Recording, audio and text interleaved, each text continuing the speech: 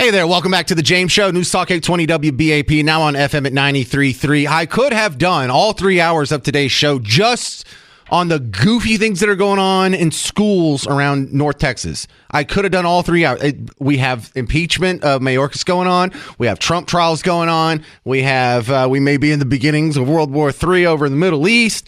And so I can't do it all. And plus, I mean, there's stuff I'm going to do after this that you'll see why I can't dedicate all 3 hours. I'm just telling you, I would like to have more time to talk about. I love this story. This warms my heart. Texas Scorecard. God bless them over there. The headline is University of Texas at Dallas eliminates more than 20 DEI related jobs. All right. Woo!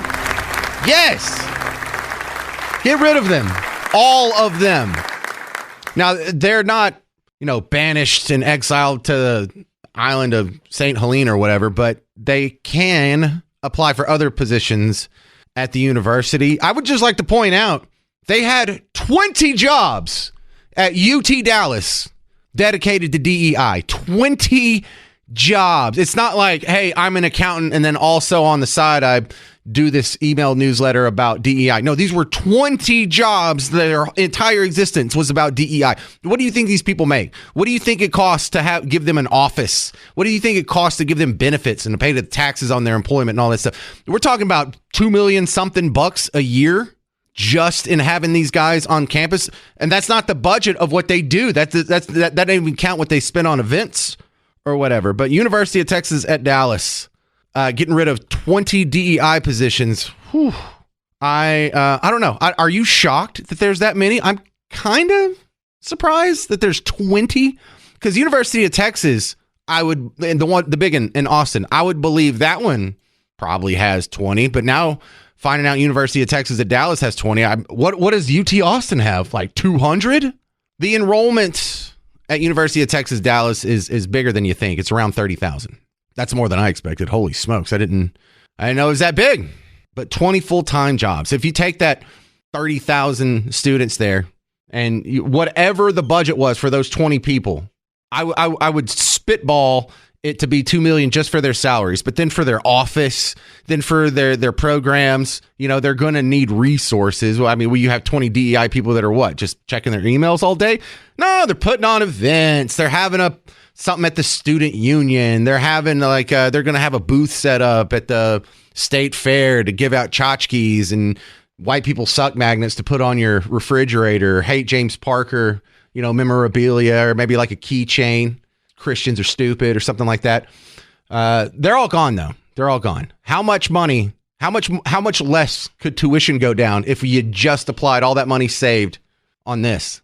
And I also want you to imagine that this DEI stuff didn't exist 20 years ago. So what you had was a UT Dallas campus that was operating just fine without any DEI. I mean, they weren't burning crosses in the quad, were they? I didn't hear that story. While the price of tuition has skyrocketed the last 20 years, where's that money gone? Anyone ever asked that? If the amount of money that is going into colleges has about doubled since the year 2000, it would make sense if they had a doubling of students. But they haven't. In fact, it's only gone up 3 to 5%. It hadn't really gone up that much. So where did all that money go? Where is all that money going? Well, I'll tell you something else that doubled since the year 2000. The size of the faculties. And when I say faculty, I don't mean people teaching classes. I mean people that have full-time jobs in the university system. Most of these new people aren't teaching classes. These DEI people that just got let go from UT Dallas, I bet some of them were teaching classes. I bet some of them were not. I bet you a majority of them were not. And so who gets these jobs? Who on earth fills out an application and goes and works in the university system as a DEI employee, whether as a professor, I'm in gender studies or I'm in Western civilization's awful 1301. Who does that? Is that conservatives? Is that Republicans? Is that libertarians? What? Oh, yeah, mask wearers. No, look, it's people who do not agree with you politically. This is a 100% blue constituency. And so what you're doing is, and these aren't people that just happen to vote Democrat. They have regular jobs going on about their lives. And so they vote for Team Blue, whatever. No, these are the activists. These are the true believers. These are the hardcore among them. And so what if these jobs went away? What would these people do? Well, they probably have to go out in the real world, get a real job, and they wouldn't have this political activist platform paid for by you, the taxpayer, to where they could take resources from you, convince little kids to vote against your wishes and vote their way, all while getting a fat check for a job that shouldn't even exist. It's beautiful. And it's beautiful that it's going away. Down at Wilmer Hutchins, they had that shooting. And again, a school shooting here made pretty good news. Didn't get picked up nationwide. Why not? Don't know. Want to speculate? Not really. Here's what I can tell you. We do know the suspect is a 17-year-old. Now, he's a high school student. And usually, if there's an issue with juveniles, schools are not going to release the name. They're not going to release the identity. That's fine. But there is also, when someone is 17 years old, they commit a felony and they're being charged as an adult, well, then they do get their identity released. Still hadn't seen it. So now the Ann Coulter rule is at play, whether you like it or not. I hate that this thing even has to exist. I'll be glad when this rule goes away because it's starting to piss me off. The longer they go without telling you the suspect of a shooter in one of these mass incidents, is the likelihood goes to zero that it's a white male. That's the Ann Coulter rule. Do I like it? No. Do I agree with it? I don't like saying it, but it has a ridiculous record of being true. So why aren't they releasing the identity? We won't know until they release the identity. According to the Texas Juvenile Justice Department, a juvenile is defined legally as a person who's at least 10 years old, but not yet 17 at the time he or she committed a suspected crime. So technically speaking, the juvenile excuse does not work here. Dallas Police Department, where are you at? Because Dallas Police Department was asked by local media, and they referred to the Dallas Independent School District Police Department. They passed the buck. So the police are on board with this. They had a walkout. Oh, no. We have a protest over safety concerns. What's your concern there? Y'all have metal detectors. That didn't work. Y'all have clear plastic bags. That didn't work. It's almost as if, having a sign up isn't enough to stop someone from carrying a gun on campus. But I don't want to go that far. We also have no word whatsoever that I've found as of the beginning of showtime on a motive for the shooting. We know so little about this case. There's enough to be suspicious right there. Hey there, welcome back to the James Show. It's News Talk 820 WBAP, now on FM at 93.3. Well, I grew up about, I don't know if there's traffic, about 2 hours that way from here. And it doesn't matter which direction you drive. It's all the same culture and setup and demographies. In East Texas, where I was, it was a pretty even split at my high school. It was whites, blacks, and Mexicans. And I don't mean that as a pejorative. I mean, literally, it's not like the diaspora of all Hispanics were out there. If we had Hispanic people, they were either of native, and I mean Texas, or Mexican descent. I never met a Jewish person, knowingly, I should say, met a Jewish person until I went to college. And I thought that was so cool because I'm raised Southern Baptist, and we're taught that the Jews are the chosen people, and it'd be nice to meet them. I get to see them on TV. I get to, watch Seinfeld. I heard he was Jewish, and some of my favorite actors, and, the Beastie Boys, and there's the Hanukkah song, and Adam Sandler, and I was super excited to meet him. But it also, my absence of, not being worldly, I didn't meet any Asians growing up. Asians, what we used to consider Oriental, but now they're just called Asians. And then people from India, which are now just called Asians, even though anyway, I didn't meet any of those people either. So growing up, I have holes in my knowledge on certain things, on worldly things. I am a bumpkin. I realize that. I'm a hayseed. I had never heard some of the slurs before either. I know I'm allowed to say this, but I had never heard anyone say this in my entire life except for on TV. Kike. Apparently that's a really ugly word. I didn't hear it till I was an adult on TV. I had to ask, what is that? Someone said that's a very ugly, nasty slur for Jews. Oh, never heard that before. Where'd that come from? Go try and look it up. You're not going to get a good answer. But a kid who is of Jewish descent at a local high school here in Dallas has been subjected to that word over and over and over, according to a lawsuit that came down from a group called Stand With Us. If you go to standwithus.com, it's a group that supports people fighting anti-Semitism. And in this one, look, this is tough to read. There's a 17-page lawsuit that's on the website and I hate to say this, this is the lawsuits filed against Dallas Independent School District, but I believe this happened at Hillcrest High School. And kids can say horrible, horrible things. The things that are alleged to have been said to this kid over and over and over. You read this and you think this can't be true. Certainly nobody is pro-Hitler. Certainly nobody really thinks the things that are being said to this kid. And I hope this is best case scenario. These kids are just saying something horrible, the most horrible things they can think of to bother the kid. They are using their words as weapon. They don't actually think that. But nevertheless, this kid has been subjected to bullying. Horrible language. I'm not going to repeat, but you can go check it out. Standwithus.com. Pro-Hitler stuff. I mean, who are these people? Auschwitz jokes. So I understand kids don't have their full mental faculties. They don't have their full judgment centers developed. And they may just be saying things that they don't understand. They may just be saying things because they think it's funny, or because they like the attention it gets, or because he hurt their feelings, so they were going to hurt his feelings back. But as sheltered and naive as I am, I know there's also a real possibility that some of these kids have to be learning this at home. I did not know what that word was when I was their age. Now, is that because I come from a household that doesn't use that word? Absolutely. If I came from a household that did use that word, then yes, I would have heard it before. But do you hear that word? Is that word in any songs? Because some ethnic slurs are in songs. N-words in a lot of songs. I can understand how anybody would know that one.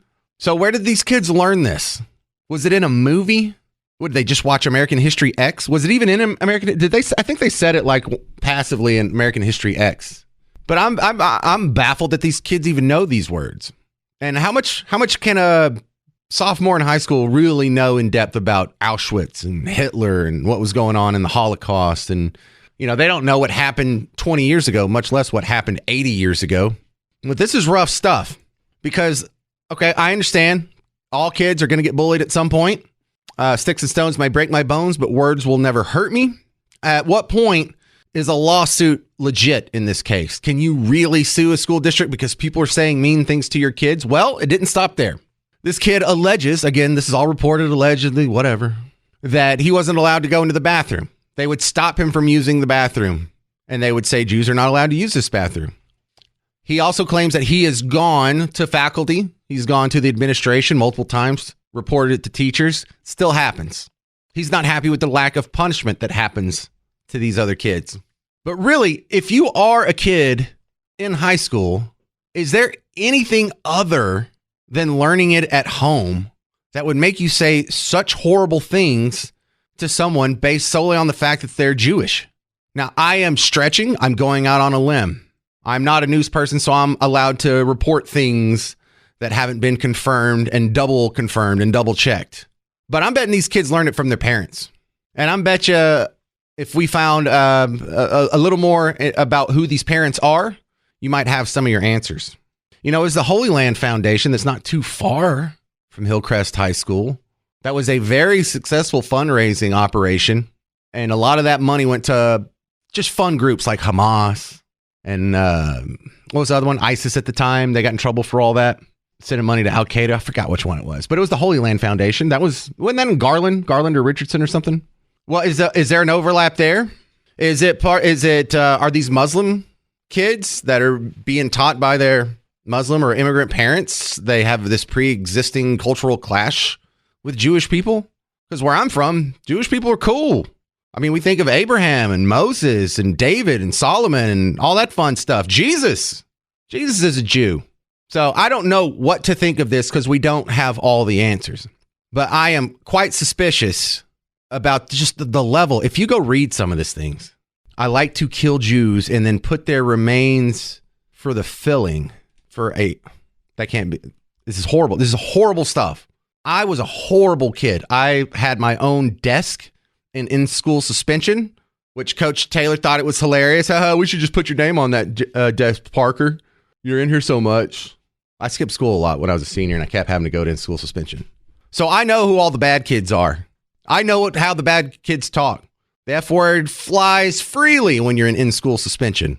Horrible slurs. Horrible jokes. None of them were as bad as what I just read before the show started. This is gross. And to find out if this is true, the things that were being said to this kid and the things that were done to this kid, I don't blame the other students.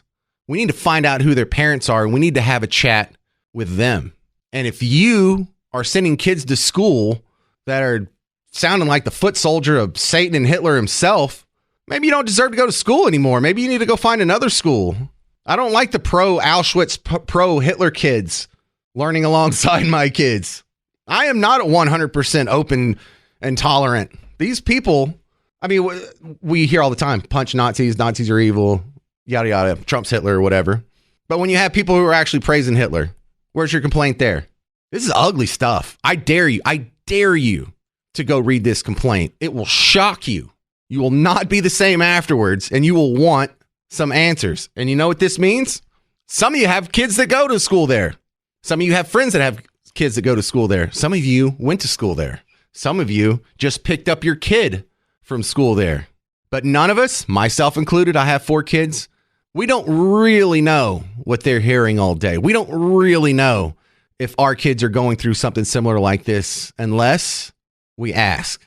If you got kids in school, take a little second extra today and just ask, just in case. Got any comments on that? 800-288-WBAP, 800-288-9227. This is The James Show, News Talk 820 WBAP, now on FM at 93.3. Hey there, welcome to The James Show. It's News Talk 820 WBAP, now on FM at 93.3. Well, I got to give credit to Texas Scorecard again. This is like the third story I'm using from them today. They should just be a producer on this show. Over in Fort Worth, if you're an employee of the city of Fort Worth, congratulations, you can become a Diversity Matters champion. Hey, that's great.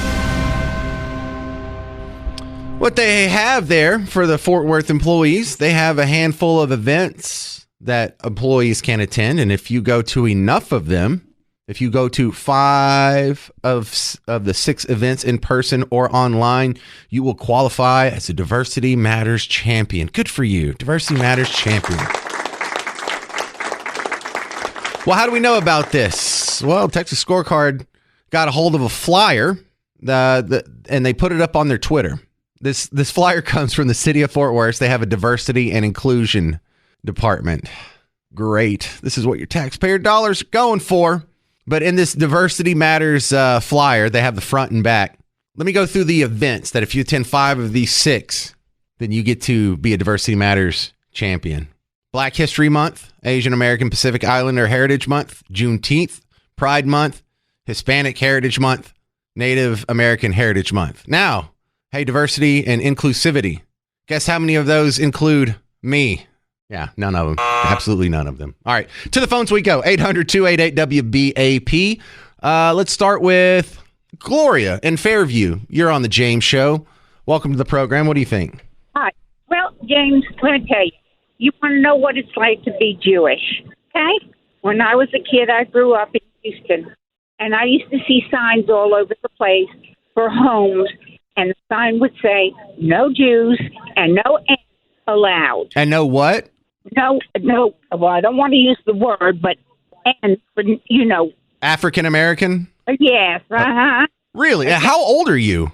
I am 78. 78. So that would make this like what, 70 years ago? Probably. Okay, so we're talking about the 50s? Right, because I had a lot of kids that used to say things to me because of my religion.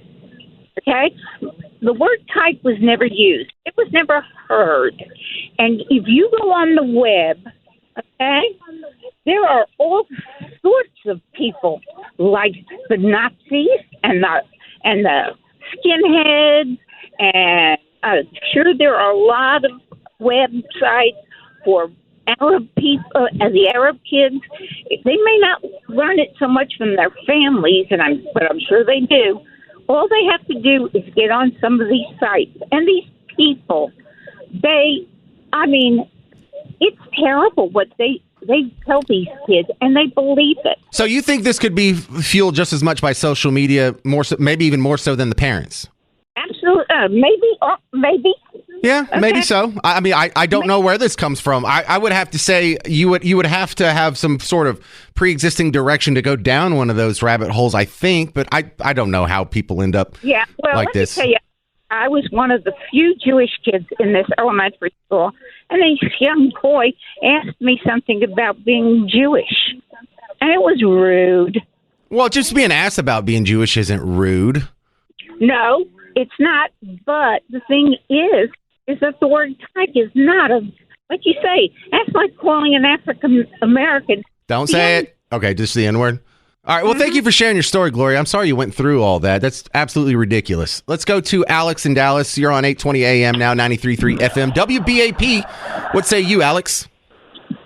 Well, I was calling about the Hillcrest issue in general. That campus is out of control. I have a son that I had to pull out of that school his freshman year, ditching class, no accountability, obtaining drugs on campus.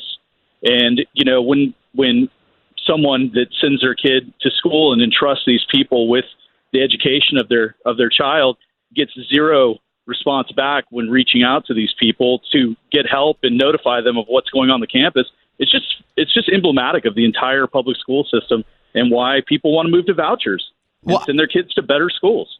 Pardon my ignorance, but I wasn't under the impression that Hillcrest was a bad school. It's not in a bad part of town. No, it has nothing to do with what part of town it's in. It's just high schools in general, no matter what part of town they're in, are bad schools in the public school system.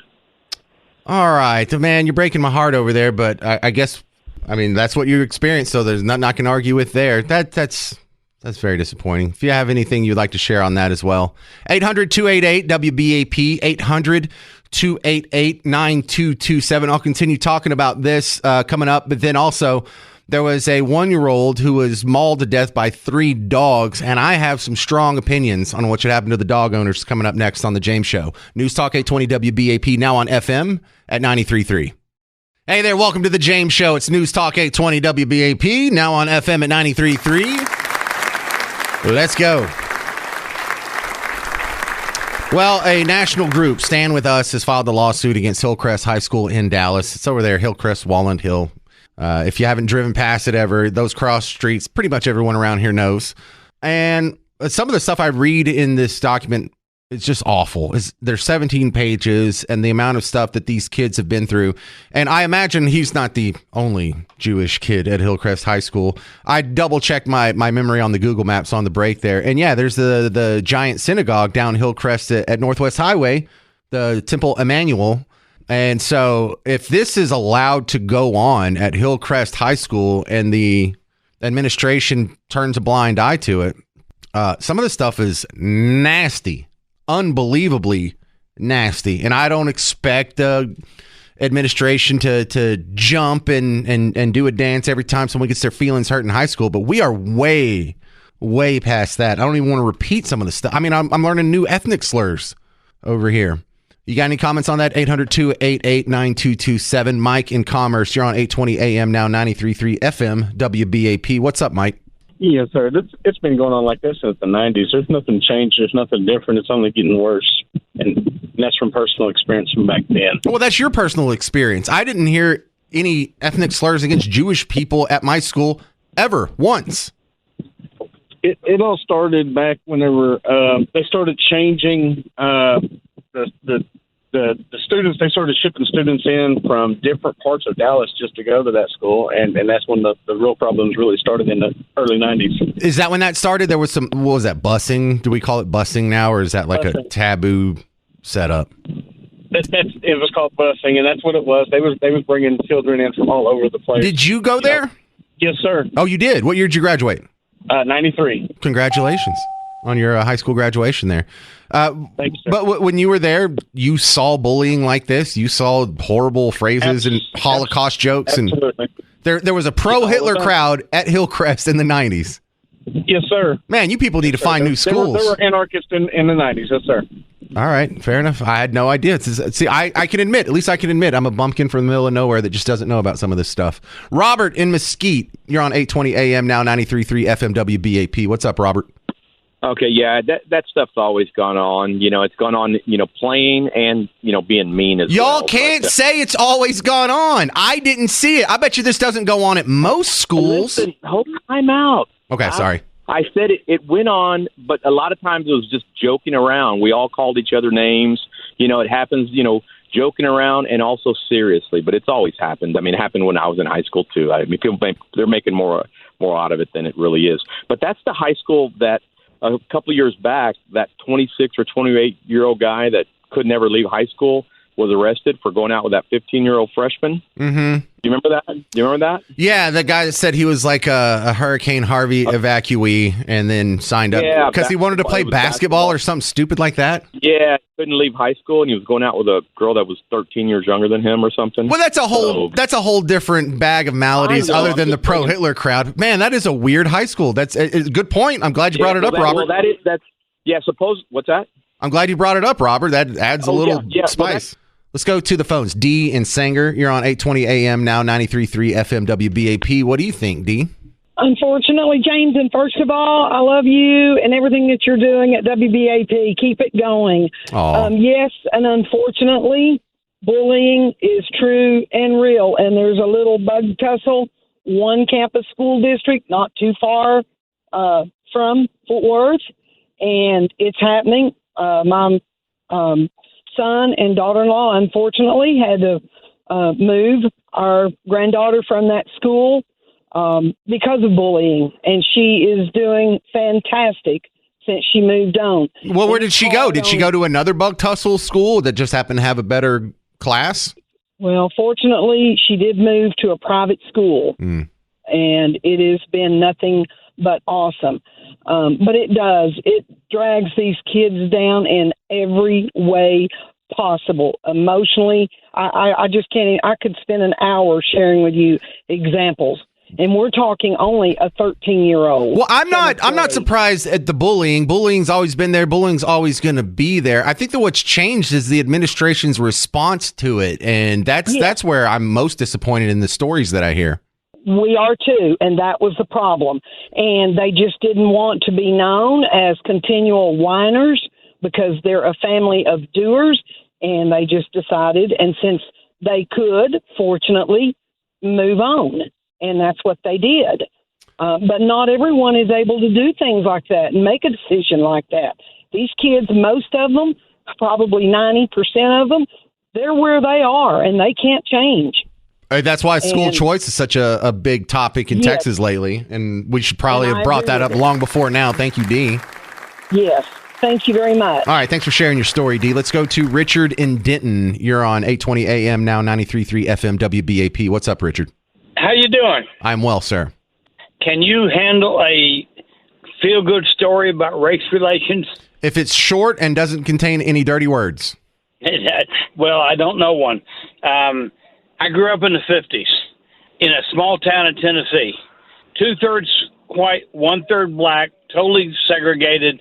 We had a black nanny, babysitter, whatever you want to call her, Miss Elizabeth. She was probably the most influential person I had in my life. I stole a water gun from the Five and Dime, and she marched me down there to the manager and made me give it back. She never told my parents, and I never stole another thing in my life. So it sounds like you had a little bit different experience than the kids at Hillcrest, because I've had several callers say, this is just how it is. This is happening everywhere. This is what life is like everywhere. No, it's not. No, it's not. The American experience is not filled with racial animus, with us backbiting and at each other's throats and saying horrible things to each other. That is not the norm, and I refuse to believe it. There's more people who've had your experience, Richard and Denton, and my experience as the host here, I like to think, than what's going on to these poor kids at Hillcrest High School. And this was the mid-50s when everything was supposed to be so bad. Yeah, the 50s is so weird, though. Can you imagine, like, you and your friends, like, hey, let's go get a drink of water, but you have to use different water fountains? Like, I would never, even if I was born into that, I'd be like, well, who cares what water fountain we use? Who cares where this guy, because he's darker than me, he has to go poop in a different room? Why do y'all care? Where did this rule even come from? I would like to think that I would be a butthead in a situation like that and not just go with it because everyone else around me is doing it. All right, let's take another call here. Martin in Euless, you're on 820 AM, now 93.3 FM, WBAP. What's up, Martin? What's up? When I was growing up, I grew up in the 70s, graduated in early 80, in 84 that is, and we had a different solution. We didn't try to get in touch with our feelings and seek out conflict resolution. We put on butt whoopings to people that were bullying, and we would stand up for people that couldn't stand up for themselves. Wait, when you say butt whooping, do you mean like going to the principal's office and getting swats, or do you mean people fighting behind the school? Fighting behind the school. Oh, okay. And if the teacher found out that you were mouthing off like that, you would get swatted, and you didn't want to get swatted because they would call your parents. And you'd get more than swattings when you got home. You don't get swats in high school, though. I mean, if you had swatted me in high school, I would have laughed at you. I got swats all the way up through middle school, but in high school, they started sending me to detention and then in-school suspension. And then I went to one day of Saturday school, and I still owe them 9 more, by the way. I mean, it had to be pretty bad for you to get a swatting, so to speak.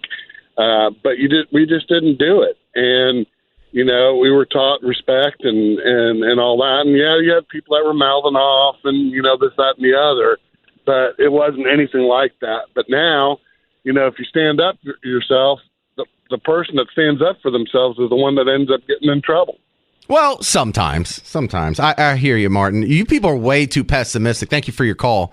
But I just wanted to reiterate out there that we only hear the stories of the horrible actions like what's going on allegedly to these students at Hillcrest High School or what happened at Wilmer Hutchins earlier this week. We don't hear about all the kids that go to school and they get along swimmingly and they don't hear any racial slurs or they don't have severe bullying or lawsuits going on. Can we just all sit back for a moment and take in the fact that we're only hearing the negative stories and there's still more good than bad in this world. This one on X, formerly known as Twitter, is not a fan. He says, you are a terrible talk radio host. Research a little bit before the show. Before you start talking about the trial and Stormy, do some research. You should have known about the document she signed that said she did not have an affair. You sound stupid and uninformed daily. Thank you, sir. I replied, thanks for listening daily.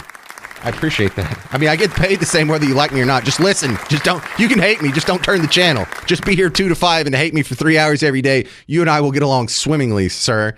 And look, I understand your criticism, sir, and I appreciate you taking the time to type it up. But I also would like to operate under the rules that it's ridiculous to assume that any human being knows everything about every story at all times. And if you knew more than me about that story, good for you. You are so smart. You are so intelligent, and you are so all up on it, and you're so ahead of me, and you're probably smarter than me, and you're more handsome than me, and you probably have a nicer house and drive a better car and a prettier wife. You are just so great, and I'm awful. Is that what you wanted to hear? And I'm not, hey, listen, also, if it makes you feel any better, I'm not going to pretend like I know things that I don't know. Oh, yeah, I knew that. No, I'll tell you, I don't know everything. So I appreciate that, Mr. Never Give In. Never give in. All right, coming up next, I want to talk about this poor kid in Duncanville. A lot of questions around how this 1-year-old died. What we know is that it was a dog attack. We know it was 3 dogs. We know the kid was not staying at his house. The kid was in the babysitting oversight of a family friend. We don't know. They were asking if it was if this is an illegal daycare. People are such weirdos, as if there could be an illegal daycare. I know what you mean. It doesn't have its proper license or whatever, but what does that have to do with the dog attack, you weirdos? But this is a terrible, terrible story, and I know you people like to play Nancy Grace out there and do your little Discovery ID thing. My wife's going to love this story, but details coming up next on The James Show. News Talk 820 WBAP, now on FM at 93.3.